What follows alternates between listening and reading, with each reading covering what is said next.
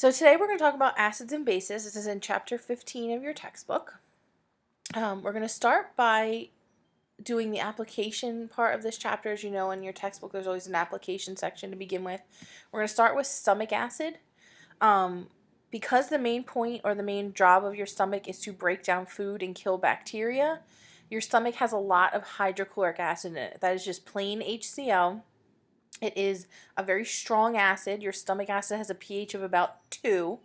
But to keep that, your stomach has a lining that keeps that acid in, and it has a little cap on it that's supposed to keep that acid down. But if the stomach acid backs up into your esophagus, into your throat, it's going to irritate your throat tissue, resulting in heartburn and acid reflux. So if you ever feel heartburn and they say it burns, it really is burning. It is the acid burning your tissues. That's why having heartburn for long periods of time, like years and years, can actually cause major damage to your esophagus.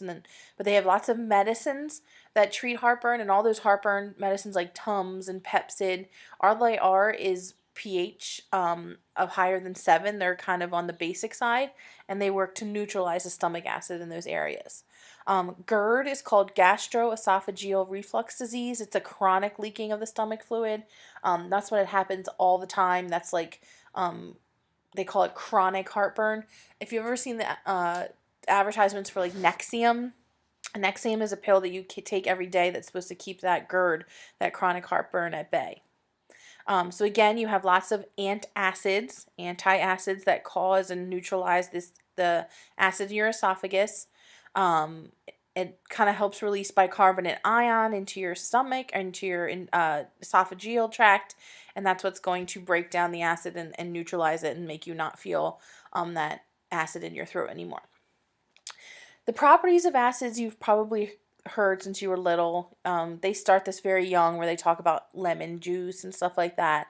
But properties of acids, like a lemon, they're very sour tasting. Sweet tarts, for example, are very acidic. Most fruit is very acidic.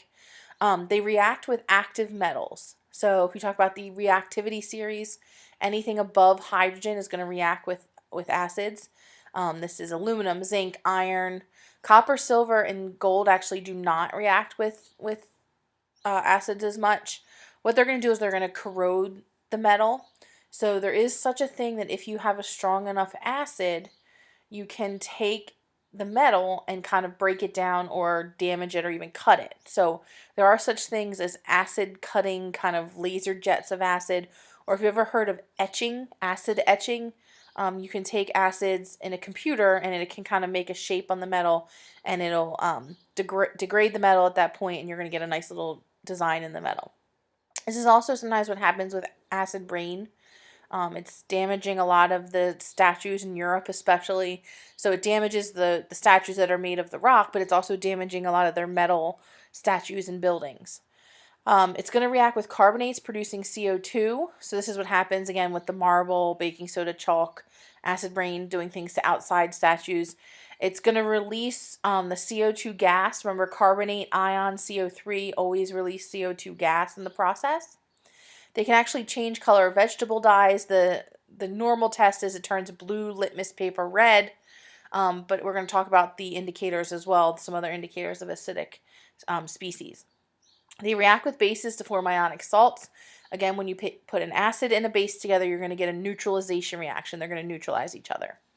Some common acids that you probably use or have used, maybe you didn't even know, are listed here. Like nitric acid is used a lot in fertilizer. Notice it can be used in fertilizer and explosives. So if you've ever, in a movie, sometimes they refer to people buying a lot of fertilizer and they're kind of trying to make a bomb. That's because of the nitric acid or the nitrogen in the fertilizer that can be used, therefore, in explosives. We talked about hydrochloric acid in your stomach. In ore refining, it's going to corrode the metal. Acetic acid is what is in vinegar. So if you see acetic acid as a weak acid, so that's why you can eat it. Vinegar people put on food, etc. and so forth. Hydrofluoric acid, like we talked about the glass etching. Carbonic acid is actually in soda and soda water. So a lot of people don't know that soda is actually acidic. So that's why it damages your teeth among the sugar, but it can damage your teeth from the acidic nature of it. And then boric acid is actually an eye wash. So that usually surprises people. because you think you don't want to put acid in your eye, but boric acid is actually such a weak acid, it can be used as a cleaner or a disinfectant. Remember that the strength of an acid has nothing to do with its molarity in a way. It's just the type of acid. Remember, there's 8 strong acids. They're characterized as strong acids. The rest are weak acids. So in general, a structure of an acid is an H ion, a H plus ion with something else. If we're going to talk about a binary acid, remember binary, bi means 2. That's where you're going to have a hydrogen attached to a nonmetal. So HF, HCl, those are all examples of binary acids. Remember, if you're trying to figure out if it's binary, you count the capital letters because every element is going to start with a capital letter. If it only has 2, it's a binary acid. An oxyacid is an acid that has an oxygen atom in it. It's basically a hydrogen ion and any of the polyatomic ions. So 2 are listed there, H2SO4 and HNO3. SO4 and NO3, nitrate and sulfate are polyatomic ions. Carboxylic acids are probably the ones you're least familiar with. Remember, a carboxyl group is one of those organic groups that we talked about. So carboxylic acids are organic acids. This is what you find in stuff you eat. So this is where you get citric acid in fruit. Malic acid's also in fruit. You're going to have that carboxyl group, COOH at the end. You can see the difference, this format and this format. The only difference is where you're arranging the atoms. So sometimes you'll see it written like at the top, or sometimes you'll have the COOH at the end. These are what we call, again, organic acids. Bases are also known as alkali. So if you ever hear the word alkaline or alkali, it's a base. That's batteries. Alkaline batteries have base in them. A lot of cleaners have base components, and sometimes people don't really pay attention to the fact that some cleaners, for example, CLR and Lime Away, the way they're getting rid of that calcium stains and stuff in your tub is it's a base. It's a strong base dissolving it. So a lot of those actually tell you to wear gloves to protect your hands, and some people don't. So just make sure you're paying attention to that. Bases taste bitter. Base bitter, that's what I always think of. Beer, for example, has a bitter taste. Bitter is the taste of grapefruit, if you're not familiar with that kind of taste in your mouth. Alkaloids are plants that produce alkaline. These are often poisonous plants, poison ivy, poison oak. Those are all alkaloids. The solutions feel slippery. So again, in a lot of cleaners and soaps have base components in them, basic components. They change vegetable dye. They turn red litmus blue, so the opposite of acids. And they react again with acids to form salts, which is the neutralization reaction. Again, here are some common bases. Sodium hydroxide is used in a lot of soaps. If you ever hear the term lye, L-Y-E, that's old school. Like years ago, they used to use just plain old lye, which was very corrosive, which had a lot of basic components in it, but it is a good cleaner. Potassium hydroxide you may have heard of. Calcium hydroxide is what we use in cement. Calcium is always in most rocks. Sodium bicarbonate is another one you're very familiar with. That is baking soda. So we use baking soda to cook, to bake specifically. It forms bubbles, and that's what makes things light. And then that's what's in antacid. Magnesium hydroxide is also used in antacids. It's milk of magnesia. Your grandparents, people don't use it a lot now, but it's a white chalky liquid that you use when you have stomach problems. Not so much Pepto-Bismol, the pink stuff. It's white and it's very, very chalky, but it works very well to get rid of stomach acid. And then ammonium hydroxide, of course, is used in ammonia, which is used in fertilizer and explosives, again, just like the nitric that we were talking about before. Bases are characterized by OH minus ions. Notice it says most, not all. So this is kind of getting out of your comfort zone. You're used to bases having an OH ion in it. Some contain carbonate ions, CO3. So calcium carbonate, sodium bicarbonate, that's baking soda there. The bases react with H. So amine groups can also be slightly basic. Indicators is any compound or chemical that is going to change color based on the acidity or basicity of the substance. You can have a temperature indicator. For example, that's how mood ring works. Mood rings. So like people get mood rings and they think, oh, it turns blue because I'm sad. It's actually detecting the heat in your skin and it will change color. That's thermal. Indicators with acids and bases change because of the basicity or the acidity of what you're looking at. You can use vegetable dyes for this. Red cabbage, for example, is a natural indicator dye. They have anthocyanins in them, which, turn color. They're a reddish orange color. Litmus is what's in that paper strips you've ever used. It is an indicator. It's called litmus. You get it from Spanish moss. It doesn't have a wide range. It basically is red in an acid, blue in a base, but you can't tell, exactly how strong the acid is or how strong the base is. And phenolphthalein is found in laxatives. It is red in base, colorless in acid. Phenol we use a lot in titrations. So there are 3 definitions of an acid and a base. You are used to the Arrhenius theory. They're named after people. The Arrhenius theory is the idea that when a base dissociates or dissolves in water, it produces OH minus ions. When an acid dissolves in water, it produces H plus ions. That is what you're used to. A base OH minus, an acid H plus. That's actually not always the case, but this is the most common definition, the most common way to identify an acid or a base. Because molecular acids are not made of ions, they cannot dissociate. They must be pulled apart by the water. But again, when you have OH minus ions, according to the Arrhenius theory, it's a base. H pluses, it is an acid. So you see 2 pictures here of HCl and NaOH dissolving in water. When it hits the water, it's going to separate into its ions. The hydronium ion is a more specific way of how acids dissolve. So a lot of times you'll see if we have HCl in water, you're going to write the H as an H plus. But in real life, H plus ions are so reactive, they don't really exist. An H plus essentially is a free proton, and that is involved in nuclear reaction. So that's not really what happens in the water. What happens in the water is the H plus bonds with the water to make something called a hydronium ion, H3O plus. So an H plus ion doesn't really exist. If you wrote that, it's not really true. The real way to do it is an H3O plus ion. But you can write it interchangeably when you do problems. I tend to write the H plus just because it's a little bit easier to see. So when you're doing acid-base problems, it's okay to write an H plus, but just be aware that's not really what's in the water. It's actually H3O plus hydronium ions, which are more stable, essentially. So for the H plus from the acid combines the OH minus from the base to make water when it is neutralized. You really need to know this neutralization equation. You need to know that any acid plus any base is going to give you a salt plus a water. And most of the time it is going to be a soluble salt. So you're going to have the AQ and the salt that it makes. The problem with just using the Arrhenius theory exclusively is it doesn't explain substances like NH3 dissolving in water to form basic solutions. NH3 remembers ammonia. So ammonia is very basic, but it doesn't have any OH minus ions. So if we just use Arrhenius, theoretically NH3 is not a base, but it is. It also doesn't explain how Na2CO3 or Na2O dissolve in water to form bases, and it doesn't explain why things like CO2 can form acidic solutions.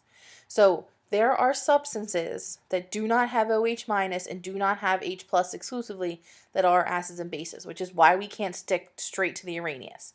So the second theory, the Bronsted-Lowry theory, it's 2 people, sometimes we call it the BL theory, kind of fixes that problem. So in this theory, it says that an H plus or a proton, remember an H plus is a free proton, is transferred. And it defines an acid as a proton donor and a base as a proton acceptor. So what the Bronsted-Lowry theory says is an acid is going to give away an H plus, a base is going to take an H plus. Notice it says nothing about OH minus or H plus ions. So this kind of takes care of all those other acids and bases that don't follow the Arrhenius theory. What this is going to allow us to do, this theory is find what we call acid-base pairs or conjugative pairs. So remember that the Bronsted-Lowry acids are proton donors. Any material that has an H can potentially be a Bl acid. So if we look at this problem at the bottom here, it says water acts as a base accepting H plus in this problem. So if we look, what you will say to yourself with Bl reactions is, where did the H go? You're going to be given the entire equation like this, and you're going to look and say, okay, HCl, H2O. This is the way it started. Then I see just a Cl minus. So if I compare this to this, this acid lost this H. That's how it formed just Cl minus. Where did the H go? To the H2O to make H3O plus. So what happened is this H went boop. So it left the HCl and went to the H2O. So according to the BL definition, the acid HCl donated the H plus, the base accepted the H plus. Bases again are proton acceptors. Any material that has a lone pair can be a BL base. Often one atom is more willing to accept than another. So this would explain NH3. So NH3 ammonia is a base. Under the Arrhenius theory, it shouldn't be a base. It doesn't have OH minus. But if you look at this reaction, remember, where did the H go? You're starting with NH3 and then H2O. And then if you look, the H2O lost an H and it went here. So this donated, this accepted. So we have the H2O would be an acid, the NH3 would be the base. Remember, or look, if you notice, in the previous question, the previous slide, H2O was a base, now it's an acid. Water can do both. Amphoteric substances, such as the water we just looked at, can act as either an acid or a base. They must have a transferable H plus with a lone pair. So water is the most famous amphoteric substance. It can either be a proton donor or a proton acceptor. So one advantage of the BL theory is that it allows reactions to be reversible. That H can go back and forth. So one substance can lose it, and then the other substance can lose and give it back, and it can go back and forth. What we're going to use BL theory for is to find conjugate acid-base pairs. Conjugate pair, conjugation, they go together. What you're going to do is you're going to look for where the H plus went. The original base becomes the conjugate acid, and the original acid becomes the conjugate base. So it's opposite. Acid has a conjugate base, base has a conjugate acid. And the theory behind this is the whole reversibility. So if you start off as an acid, you can actually become a conjugate base on the other side so that when it goes backwards, it's going to follow the same path. So when you do these, you're going to follow the H to name them. Who donated the H, who accepted. So if you look, HCHO2, H2O. When I look at the products, this right here lost this H. This gained an H. So what happened was this H went from here to here. So this substance donated the H, it becomes the acid. This substance accepted the H, it became a base. Notice the acid and base are always the reactants. The conjugates are always the product. So what you can think of is, the conjugate base is what happens after the H was lost. The conjugate acid is what happens after the H is gained, or you can just pair them up. If this substance was the acid on the reactant side, it's going to be the conjugate base on the product side. If this is the base, conjugate acid. So again, if you look at the last one, where did the H go? We have H2O and H3. We ended with HO and then NH4. So what happened was this H from the H2O left and went here. Boom, boom. So this substance donated acid. This substance accepted base. The remainder of the acid becomes the conjugate base. The remainder of the base becomes the conjugate acid. The conjugate acid-base pair is just the idea that that's where the removed H went, that's where the added H went, and the conjugancy is kind of that it can go backwards, that reaction is reversible.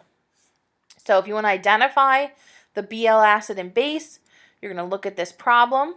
So when H2SO4 becomes HSO4, it loses an H. So the H2SO4 is the acid, the HSO4. So look, this lost an H to form this. It had two here, it has one here. So that would make this the acid, this the conjugate base. And then the H2O becomes H3O plus. It accepted, so this went here to make that. This is the base. This is the conjugate acid. So that's what you're going to have. The H2SO4 is the acid, H2O is the base, and then their products, if you want to think about it, their pair products are the conjugates. Again, where did the H go? HCO3 becomes H2CO3. So this time, this H went here. This H went here. So this is the acid. This is the base. That would make this the conjugate base, this the conjugate acid. So again, you want to write the formula for the conjugate acid of the following. Remember, if you're going to be a conjugate acid, if we go back one, you start off as a base. So if you are a conjugate acid, it comes from the base accepts an H. So you're basically adding an H. So with H2O, you're going to add another H to make H3O+. With NH3, if you add an H, NH4+, don't forget the plus, because you're adding an H with a plus sign, HCO3, and then we're going to have H3PO4. When you're writing a conjugate acid, you're going to a base. You're adding an acid. The opposite is true with a conjugate base. You're taking away. So if you take away an H here, HO minus, minus because you're taking away a plus sign. Take away an H here, NH2. Take away a H here, CO3. Now, whoa, what happened? There was no H to take away. So in this case, this cannot be an acid right there. And then finally, you're going to have HPO4. Chemists commonly use the two kinds of arrows. We've experienced these before. The single arrow going in one direction means the reaction can only proceed in that direction. The double arrow means it can be reversible. So why is that important with acids and bases? It's important because strong acids and bases completely ionize. That's what we say. They completely give away all their ions. So you're going to use a forward arrow only for strong acids and strong bases. Remember, the only way to know it's strong is to go by the list. That's the only way. You have to memorize that list. A weak acid and a weak base only partially ionize, we call it. Partially meaning not 100%, which means they are reversible. So if you're doing a weak acid or weak base, you use the reversible arrows. So again, HCl is a strong acid. If you put it in water, it will totally 100% ionize. All the electrolytes will separate, so you're going to use just a forward arrow. In a weak acid like HS, it only partially ionizes. So if you see in the picture, there's still some HF hanging out that have not separated. And then you're going to use the equilibrium arrows. A polyproduct acid is one that has more than one H. So basically it's H2, H3, etc. So if you have one H, we call it monoproduct, like mono one. Two H's, diproduct. Three H's, triproduct. So if you see, it's very easy to tell what it is. You just look at the subscript on the H. So we have mono, di, tri. What happens with these acids is they ionize in steps. So it doesn't all happen at once. The first H is lost, then the second H is lost, and the third H is lost. But when you're calculating the pH of it, only the first H leaving actually matters. This automatically makes the removal of the second H harder. It's going to be less of an impact on the pH. So really, even with diproduct and triproduct, the first H is really the most important one. This is giving you the increasing activity of acids. The strong acids are at the top, and then the strong bases are at the bottom. Commonly, an acid or base strength is measured by determining the equilibrium constant, the Ka it's called. The farther the equilibrium position lies to the products, the stronger the acid or base. So molarity alone cannot tell you strength of acid, but the Ka, can tell you. The equilibrium constant can tell you how strong it is. The stronger attraction means a stronger base or a weaker acid. The stronger an acid is at donating the H+, the weaker the conjugate base is, so it's kind of a either or. There's only so much strength total, so if the acid is very strong, the conjugate's going to be weaker. The higher the oxidation number, the stronger the oxyacid. The higher the cation, the stronger the acid. So all these things kind of go into the strength of acids. You're going to use Ka expressions, equilibrium constant, when you have an equilibrium equation. So remember that only the weak acids do equilibrium. This general equation is very important for you to know. It's the HA. HA is kind of the shorthand of an acid, plus water is going to dissociate into the acid minus 1H and H3O+. This part here, this hydronium ion, you can write as an H+ if you would like. Then we can find the Ka, the equilibrium constant, which is basically like you're used to with equilibrium. The acid, the conjugate acid over times H3O plus over the HA. So you see all these Ka values. Remember that a Ka value can tell you how strong the acid is. So the higher the Ka value, the stronger it is. So if you look at the very top, HF versus phenol, you can see the strength of the acids. So again, Ka values are here for a lot of acids. These are all weak acids, except for nitric, obviously right here is strong. Notice if it has two H's, if it's diproduct or triproduct, it has a Ka2, Ka3. So this is for monoproduct, di, and tri. Water, because it is extremely weak electrolyte and because it has an H and an OH, can actually do something called autoionization. Only 1 in every 10 million water molecules does this, but what happens is the water actually breaks up. The water breaks up into H plus and OH minus components, and it can actually have an effect on the pH.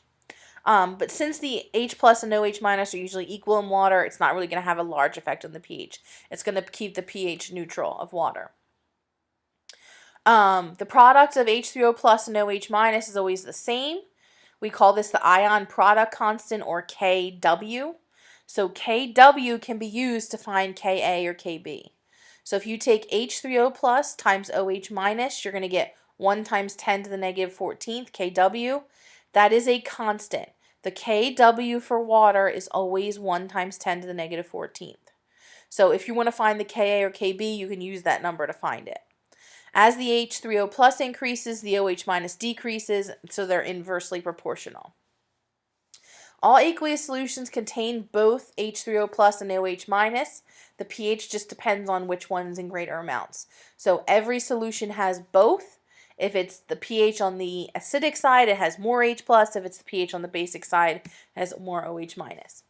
So if we're going to calculate the concentrations using the Kw, this is how it's going to look. So you see at the top, you're given the H3O plus concentration. The Kw is always a constant. And the equation is Kw equals H3O plus times OH minus. Remember, H3O plus can be written as H plus. So you're just going to use that constant, and you're going to solve. So you're going to do 1 times 10 to the negative 14th equals the concentration given in the problem. And then you're simply going to solve for OH minus concentration. This table is just giving you the idea that in solutions, remember, you have both H plus and OH minus. It's just if it's towards this side where the H plus is more, the pH is lower, it's more acidic. This side, the OH minus is higher, it's more basic. And it kind of has that general scaling. When you get neutral right here, this is where your H plus and OH minus are equal. So if we look, the acids are to the left, the bases are to the right, and then all the different concentrations you have. It says, even though it may look like it, neither H plus or OH minus will ever be 0. It's kind of just for scaling. You're always going to have some. And the scale is by powers of 10. So when you increase the pH by 1, it's not just 1. It's powers of 10. The acidity or basicity of a solution is expressed as pH. pH you calculate by doing the negative log of the concentration of H plus. Or you can take the concentration of H plus to 10 to the negative pH. Remember, the pH of water is going to be 7 because it is neutral. If the pH is less than 7, it's acidic. Greater than 7, it is basic. This part, again, is going to be the sig figs and what you do with the sig figs. We're going to do a lot of logs, log calculations with acids and bases.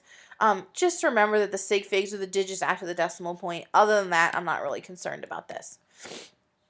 So again, the lower the pH, the more acidic. The higher the pH, the more basic. The range is what we use normally 0 to 14. Remember, 0 really isn't in existence. pH can be negative, or it can be very much larger than 14, but those are very rare. We're talking about very, very strong acids and bases. Some pH of substances are given here. A lot of things, notice, have a range, but HCl is very acidic, stomach acid, lemons, soft drinks. Some people may be a bit surprised to see soft drinks are actually more acidic than apples, plums, etc.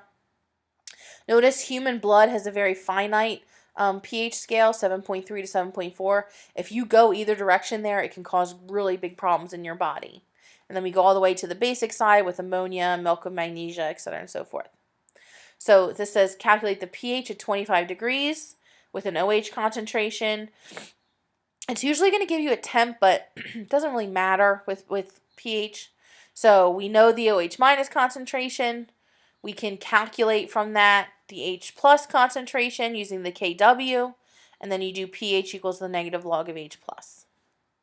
So that's how you're going to calculate pH. Very simple. pH is the negative log of H plus concentration. If it gives you the OH minus instead, you use KW to find the H plus first. POH is expressing the acidity or basicity in terms of OH minus, so it's just basic pH. It's on the basic side. Again, POH of water is going to be 7 because it is neutral. Same kind of idea. The higher the pH, the more basic, the lower the H plus. The relationship between pH and POH is very easy. They add up to 7.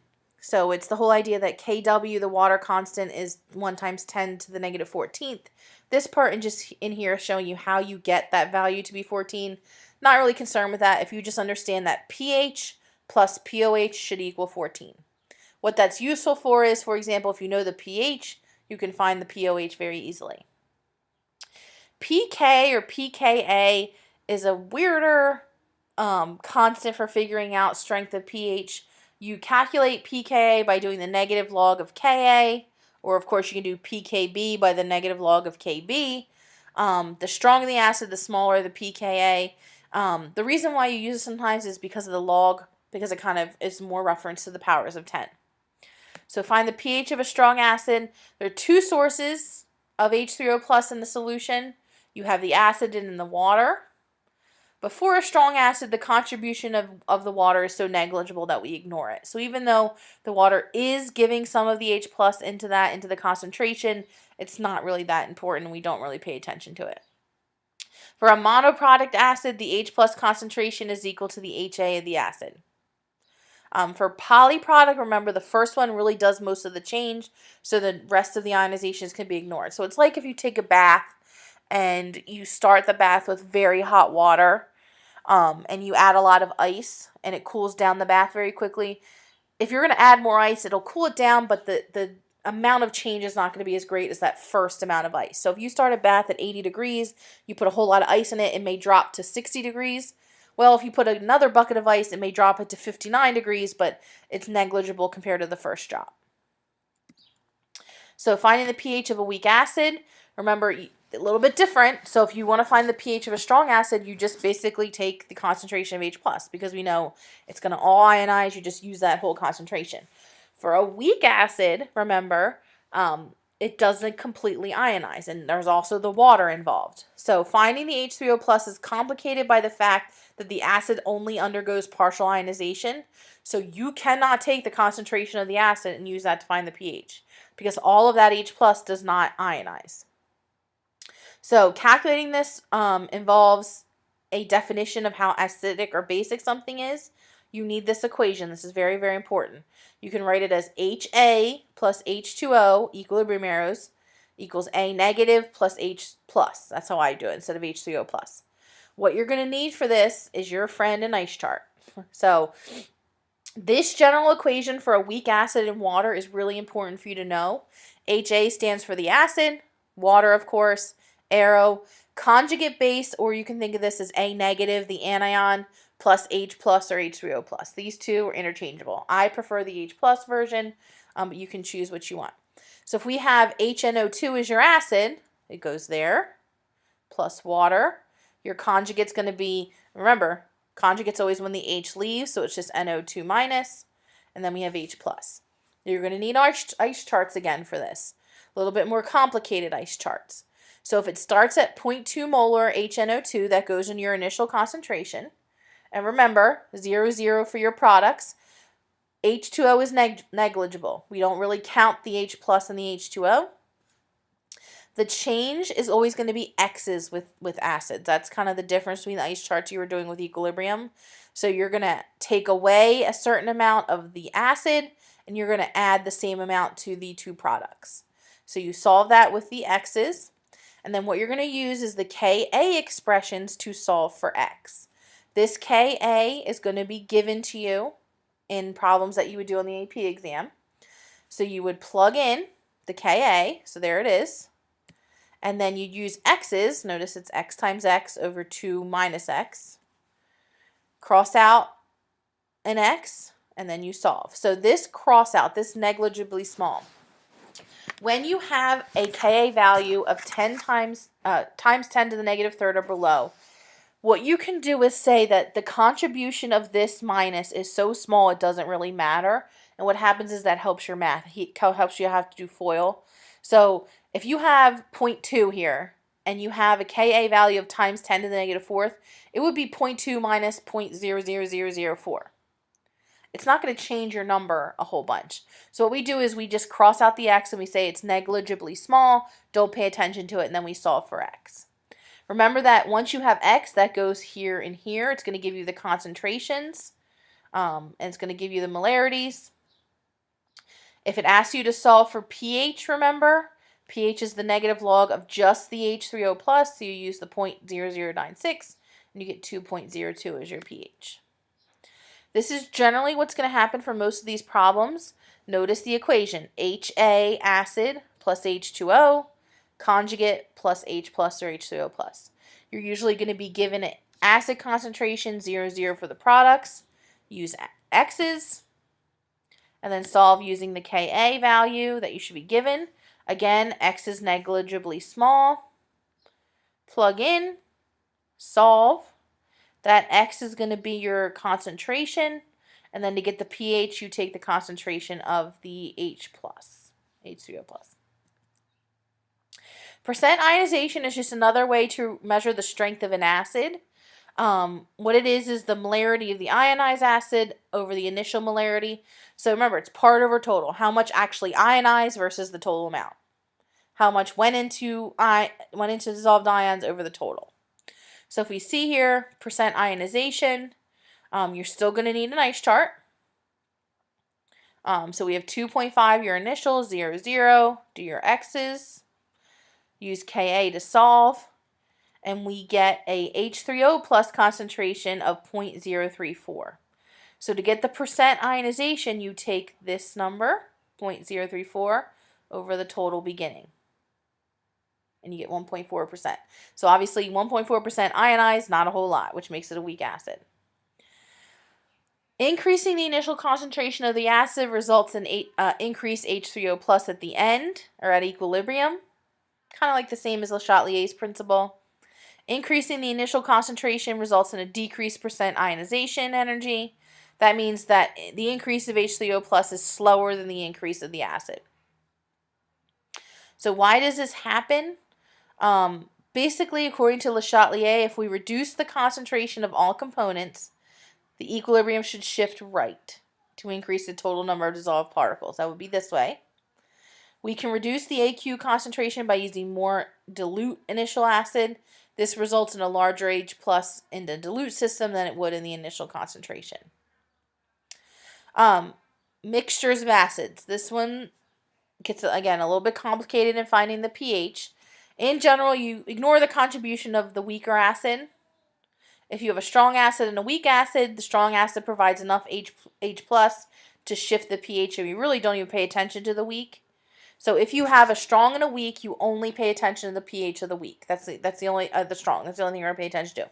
If you mix two weak acids, as long as one is significantly stronger, their concentrations are similar, you can add them together. So what you do here is find the pH of a mixture of 0.15 molar HF and a 0.1 molar HClO2.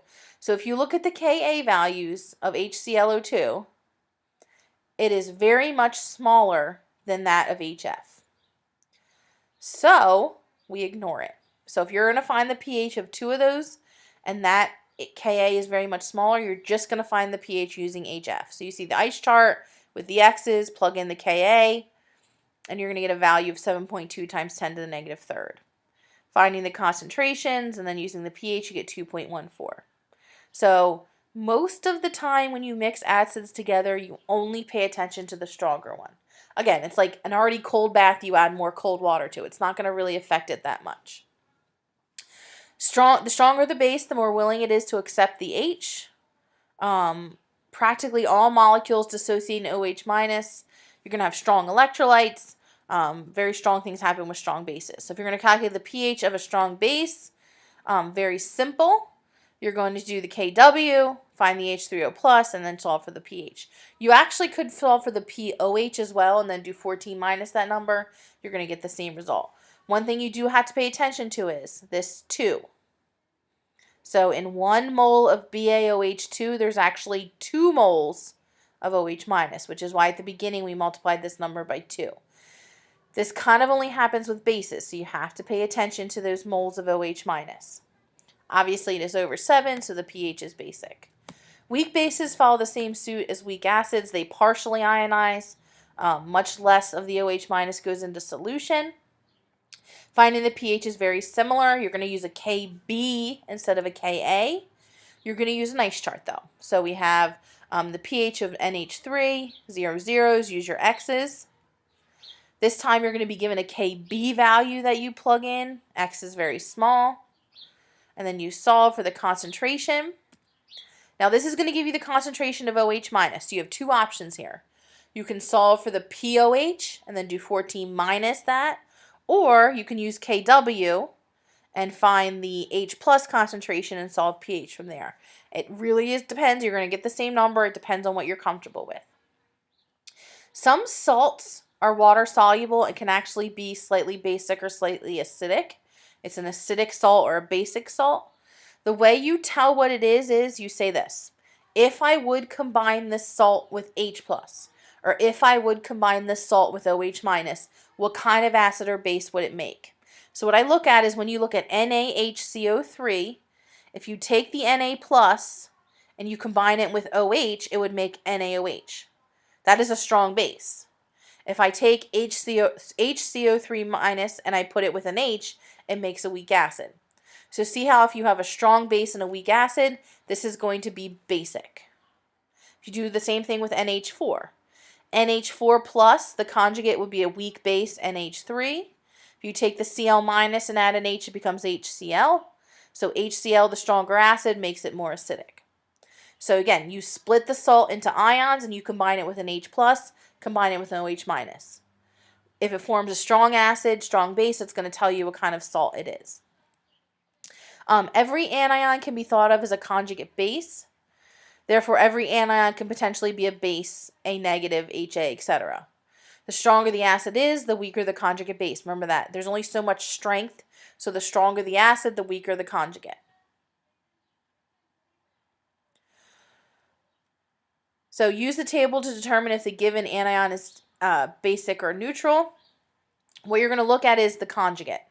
So NO3 minus, if I add an H, it makes HNO3. See right there, if I put an H here, HNO3. Since the acid portion is strong and there's only so much strength, the conjugate has to be weak or neutral. So see here, NO3. Strong, neutral, it's going to be a neutral. NO2, if you make HNO2, which is going to fall, let me see if I can find it. Doesn't look like it's on the chart. But if you see NO2 minus over here, the conjugate base of a weak acid is therefore basic. You're going to see if you combine it again, what is it going to make? The relationship between Ka and Kb is they are kind of opposites of each other, especially since we're doing equilibrium. So you see here, they flip.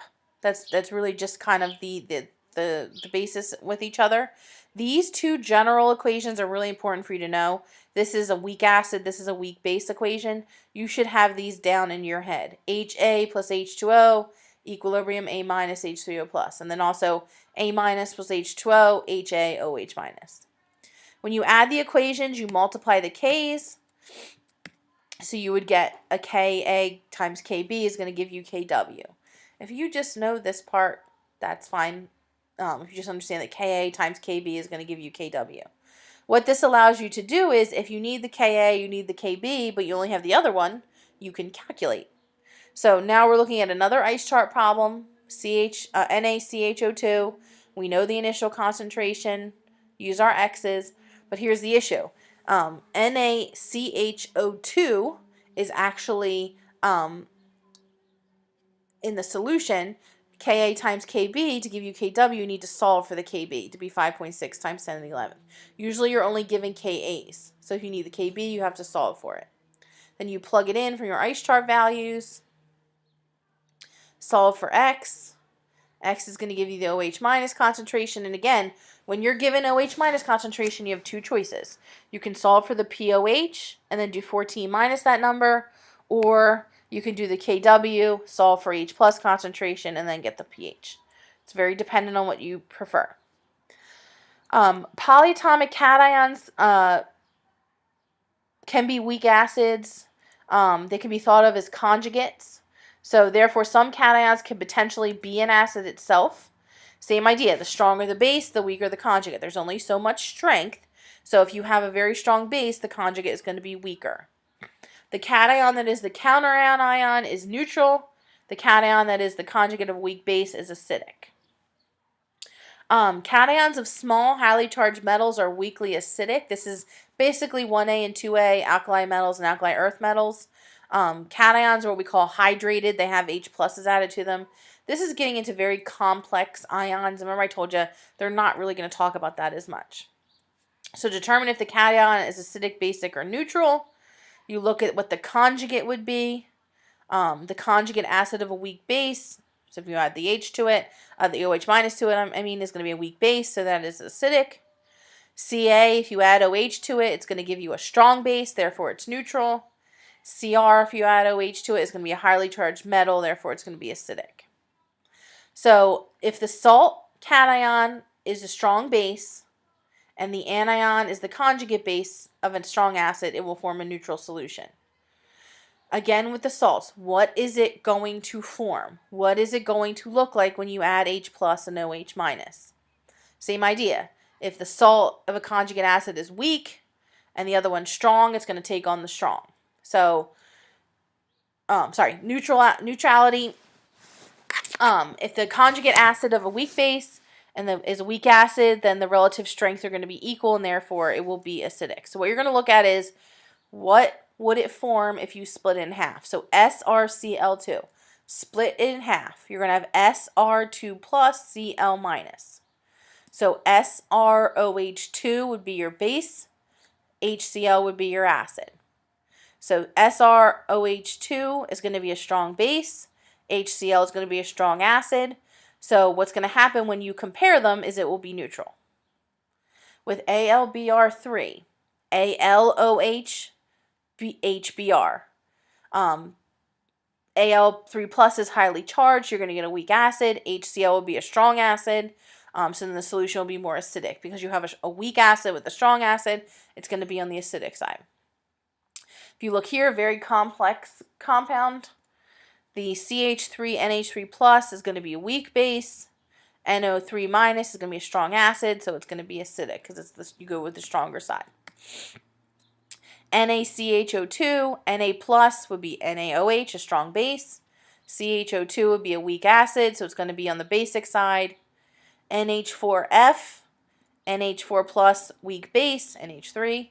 HF, weak acid, so the solution will be acidic.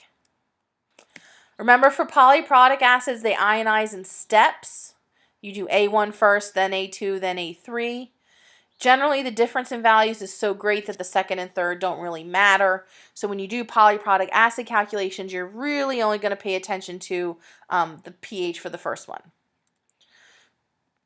So you see here, you have all these different polyprotic acids and their Ka. So what you're looking at is the Ka, the first, is so much higher than the second or the third that really the only Ka, the first, matters. The only exception would be sulfuric.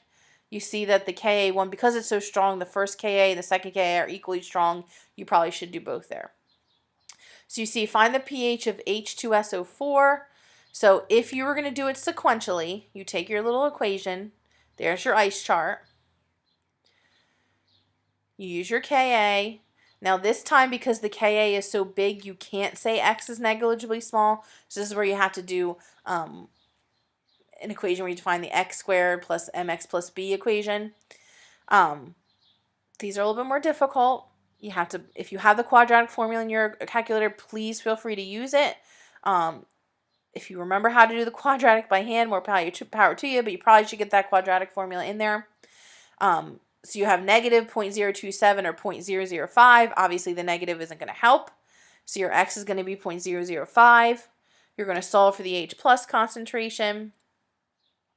Now, since it's H2SO4, you technically going to get the pH of the first, and you're going to get 1.839. That is a very strong acid, but it makes sense because that's what H2SO4 is. Binary acids, remember the strength really has to do with how much that H plus is going to dissolve. If you look, 7A has more electronegativity, so they're generally stronger acids than 6A. That may help you remember them. But if you just remember the 8 strong acids, that's really just going to help you with the strength of binary acids. Oxyacid, the more electronegative the Y, so if you see in this, you have the H, the O, the oxy part, and then whatever it's with. So the stronger that atom is, the stronger the acid. The more oxygens attached to the Y, the stronger the acid. This Lewis acid-base theory with electrons is not included on the AP exam anymore. It's just a third way of defining acids. It uses electron donors, electron acceptors, and you have to really kind of draw Lewis structures to figure it out. So if you see this is what it's talking about, which way is that free bonded electron going to go? It's going to go here to here. Again, this is not on the AP exam anymore, so we're really not going to pay attention to it. I'm just kind of going through it very quickly. The only way to do Lewis acid bases is with those Lewis structures, so that gets a little bit complicated. The end part here is acid rain. People, sometimes hear acid rain or see acid rain in TV and it burns people's skin. That's not really what acid rain is. It has a pH of about 5.6, and it's mainly acidic due to CO2 emissions. All those greenhouse gases is what's making things acidic. Rainwater with a pH lower than 5.6 is called acid rain. Again, generally the acidic part only goes into about the pH of 4. It would have to have a pH of about 2 or 1 to actually burn your skin. So it doesn't really hurt humans in terms of their skin, but it is damaging ecosystems. So CO2, SO2, NO2, they're all contributors to this. They can all increase the acidity of water. And it's all these things are formed by industry or by emissions from cars, the CO2 especially. And what happens is all those gases get sucked up into the clouds. The clouds is where the rain is made, and then the rain becomes acidic because of weather patterns. So if you see, the acid rain is more towards the East Coast, and the reason why is because the weather from the West Coast, the California forms of the oceans, there isn't many emissions in the ocean, so this rain that hits here actually comes from here. As the clouds move across the country, they pick up the pollution, pick up the pollution, pick up the pollution. So what we get on the East Coast is actually all the pollution from the West Coast. So our acid rain is being picked up as the clouds move this way. But our pollutants then go to Europe, and Europe has a really big problem with acid rain. You see, especially the Northeast has huge amounts of acid rain with the pHs in around 4. Midwest again, and then the South, all that East Coast. As you get to the Midwest and beyond, their acid rain problem isn't as much because most of their rainwater is being picked up by the Pacific Ocean, and there isn't that much pollution out there. Also, the sources of SO2, there's much more. We are kind of where the Industrial Revolution started, more on the East Coast than it was on the West Coast, so we have more industry producing gases that cause acid rain. So what can acid rain do? It can react with metals that contain carbonates. It can damage bridges, cars, metallic structure, buildings, limestone, cement. Big thing is if you have a contained aquatic ecosystem like a pond, if you get a lot of acid rain in that pond, it will actually cause the pond to acidify and it'll kill all the fish. They call that fish kill. And most fish kills, it's like where all the fish die at once and they kind of go to the surface. Most of that is caused by acid rain. Clean Air Act of 1990 tried to eliminate this. It forced utilities to reduce CO2 and SO2. We're still working on the CO2 and SO2, as you know, the greenhouse gas laws and all those things. We're really trying to keep it down. The result is the acid rain in the Northeast stabilized and started to be reduced. It's still kind of stabilized, hasn't gotten worse, but it's still not fixed. Damage from acid rain can be seen here. In Europe, it's a huge problem because of their old statues and structures. You can see this poor lion. But they have buildings that are hundreds and hundreds of years old that have been outside for all those years. And now the acid rain's getting so bad it's dissolving them. And unless they bring them inside, it could ruin. It has ruined a lot of structures and stuff. Also, trees, you can see these trees have been killed by the acid on their leaves and such. And that concludes this lecture.